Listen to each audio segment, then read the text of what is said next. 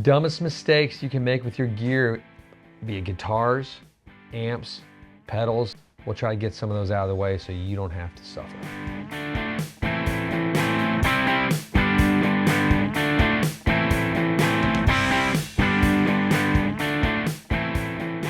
Hey, it's me, Baxter. And me, Jonathan. So you've done some dumb stuff with your stuff. Nope. I mean, I know that you burned your entire collection down once. Well, that was true. That was true. That wasn't me particularly. I'm gonna blame you. I was there, but. But no, we get a lot of folks calling, a lot of folks emailing, and just like, hey, I just did this or this, and how do I avoid this? Like, hey, we want to help you not have to do this. So we're gonna sort of mention some of the things. We're just go through no particular order of severity, just lots of things that we can maybe help you save some pains in your bottoms. Nope. You ready? You want to hit number one? Let's go number one. This is a simple one, bad guitar hangers. Or stands. Stands, yes. Stands, hangers. It usually comes with a yoke, so bad yokes. Don't just get the cheapest yoke. If you got a nitro guitar, you're gonna be paying that price and you don't realize it yet, but this yoke's only half the price of the other one that's built in the USA that's good for these guitars. Safe for all finishes. That's what you're looking for. Safe for all finishes. That is nitro safe, yeah. That is a number one diehard. Johnny, you want to get number two for us? Number two. And I actually am pretty guilty of this. You're guilty. Strap in the case. It's not always bad. No, it depends on the strap. It depends how you put it in there. Depends on the guitar finish. Depends on how you put it in there is the big thing, right? Yeah. But yeah, I mean, like all my straps are leather. And so, I kind of leave them on, and I'm also putting them, like in my gig bag things. But well, it's tricky though, because a lot of people will just jam these big, thick straps. They sort of double fold it, sits on top of the guitar. They're hollow body Gretches or something. It's pushing. Why would you do that? I've seen it more than Why would you do it? Like D28s, I see that a lot. They just sit there pushing down there. It's just dangerous. It's not good for the guitar. It's not the worst thing in the world. But me something. Could it discolor your guitar? It could, maybe. Yes. 100%. That's like putting newspapers and stuff in the bottom of your guitar. I've seen that for some reason, and then you have print or like posters for your band. It lives in there. Number three, this one we're gonna jump ship from guitars for a minute. This is not plugging the head of your amplifier into a cabinet. I feel like we're in a tricky time for this right now because everything is like, there's load boxes and attenuators and like all this kind of junk. And some people probably, if you're new to head cabs or tube amps, maybe you don't even know that you can't. On a typical normal tube amp, you can't just run it without it plugged into some sort of speaker load because it will blow up and die. It will die.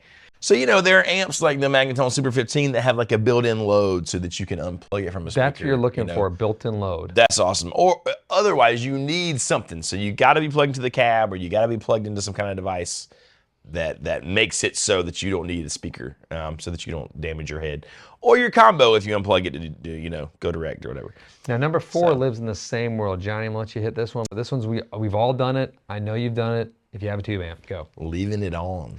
Over the weekend. But it's made to be on, you'd say. But not over the weekend or the week. I've talked to guys who play like in church who've left it on like from a Sunday to Sunday. I mean, it does two things. Obviously, it wears your tubes out. Yeah.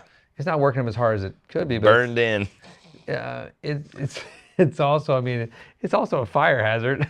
Well, they get really hot, right? So imagine if you're, some of the churches I've been in, the amp room is like a closet. So if your amp's in there with that much ventilation, it could be bad.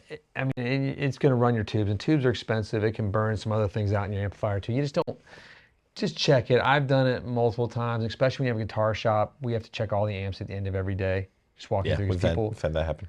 There's kids that just like to flip switches sometimes. I think somebody left your 2-rock on one time. Yeah, it's been left over twice over the nights. I know. It could be fine, but it could be bad. Now, number five is also in this category. Figured out most of the amp stuff out of the way as soon as we could. The ohms issue in amps. You gotta make sure you're plugging your head into the right ohms thing. You gotta figure it out.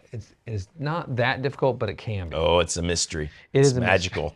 Ohms are magic. The math is backwards. Everything's weird. Just line it up right. I don't care. I feel like some manufacturers are different from each other too.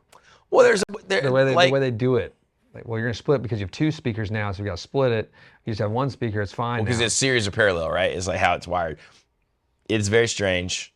There's one direction where you can go and it's just kind of underpowered. I don't know. I won't pretend to be a guru in this. But yeah, match them up. If it's an 8 ohm head, put It does on matter. smart speakers. It does matter. It's not going to destroy everything entirely, but it can hurt it, and it's going to sound way better. So I think that's the key. Is it's gonna sound way better. okay. So number 6. This is now we're jumping over to pedals. This will hurt. The thing, if you plug, and I dare say most people have done this.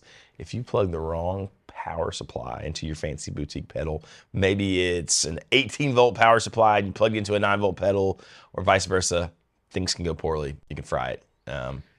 It's not good. We're going to have a whole thing on pedals that you true. and Sean are going to do because this confuses and scares me. Yep. So I'm like, there's a lot of issues with pedals you just want to watch to avoid. Just you can say, these are, I mean, you're spending at least $200 nowadays on a cool new toy that makes the thing sound zany. Yep. You don't want to blow it up. No, use the right power supply. Number 7 is one, we're back to guitars now. This is one we've all done. Oh God, it's a horror show. You forget to latch the case. Just like Why is that a big deal, you'd say? Guitar, I've seen it happen so many times. Not in our shop, thank God, but I've almost done it once. I let one of my good friends. This is the first nice acoustic I ever had was a Taylor, like a used Taylor. I bought in a pawn shop, but it was super nice to me. You know what I mean? And and this guy's still my great friend, and we would laugh about this, but now we would. He borrowed my Taylor, laid it on the floor, didn't latch the case. Grabbed it by the handle, so when he picked it up, the case comes flying open, the guitar flops out, and it drug the top of the guitar across the metal latch, and it had a nice little battle scar forever where it dug, across the finish. And Olivia, this is going to stay in number 7. That's horrible. That happens all the time. Yeah. Also, when you're opening the case, make it a habit, acoustic in particular, of holding the case, because that thing likes to come down with the little teeth of doom and just dig right in there. When you're pulling the guitar out, the case wobbles, comes down there and pops it. Nothing better. I learned that from Bob Wilcutt a long time ago. He was when I was talking with him, he's like, always hold the case when you're opening it. Always hold the case. There you go. It's like 10 and 2. Wisdom through the ages. Hand for the neck, hand for the case. Number 8's one that, oh boy, we've definitely all done. You want this one? Leaving your guitar in the car overnight, or even all day might even be worse sometimes, honestly, if it's hot. Yes. Overnight if it's cold, but there's also the theft issue. It obviously, like the cold or the hot, the humidity. Now, I'm going to go one step further. I had lost my American, I think it was an American Professional, American Standard. It was back when that was the thing. American Standard jazz bass, Fender. Nice bass, Olympic white, tortoise pickguard. I couldn't find it for a week and a half. We left it in the back of our friend's pickup truck. After a gig, and just forgot about it. Fortunately, it had rained every day since we left it there. This thing was soaked. You know what's so cool about it? It survived. Totally survived. Let it dry out, plugged it in, was gigging the next week. That's what's wonderful. It's awesome. Fender jazz basses. I love boutique stuff, but man, when Fender's just built like a tank. It's like a boss pedal. It's freaking... Get hammer a nail and then play a gig. It's great. Now this one's for you home recordists. Number 9, this is the Phantom Power.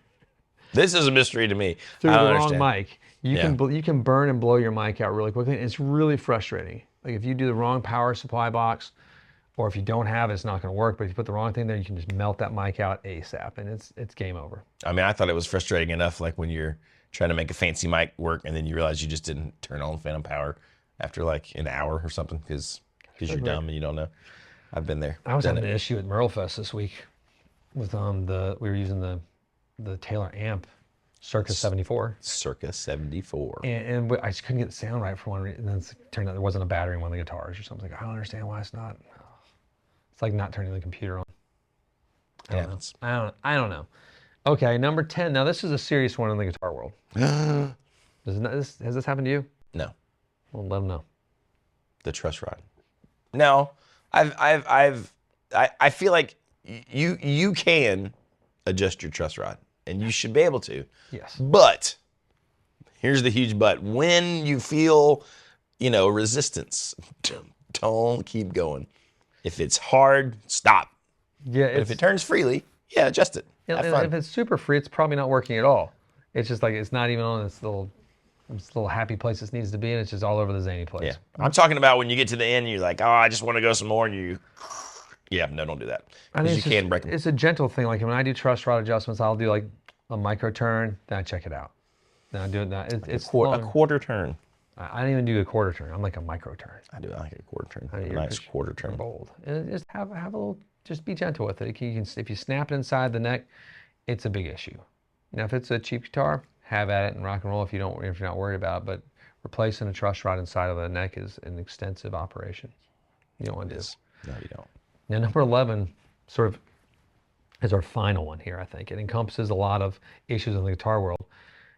I'm also going to put two things. It's stringing and tuning of your guitar. It's not saying you shouldn't do it, but it's things that you mess up really quickly on. It's the most frustrating thing for new guitar players. Because you're always like, oh God, it's gonna break. Oh God, it's gonna break. Sean was telling us he even tuned his up when he first started playing. He tuned his guitar an octave too high, Which is wild to think about.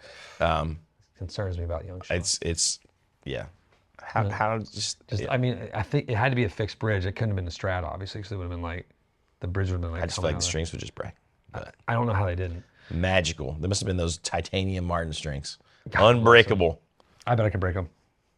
Well, I'm pretty sure we maybe have seen some break. There's that. There's the Floyd Rose can be a tricky thing. Like I see a lot of people with Floyd Rose and they come in and like it's all messed up. What happened? It's because you cut all the strings off at once. So your mistake was buying a Floyd Rose. That was your mistake. Fair point there. On those. I'm just kidding. Sometimes you need them to play, you know.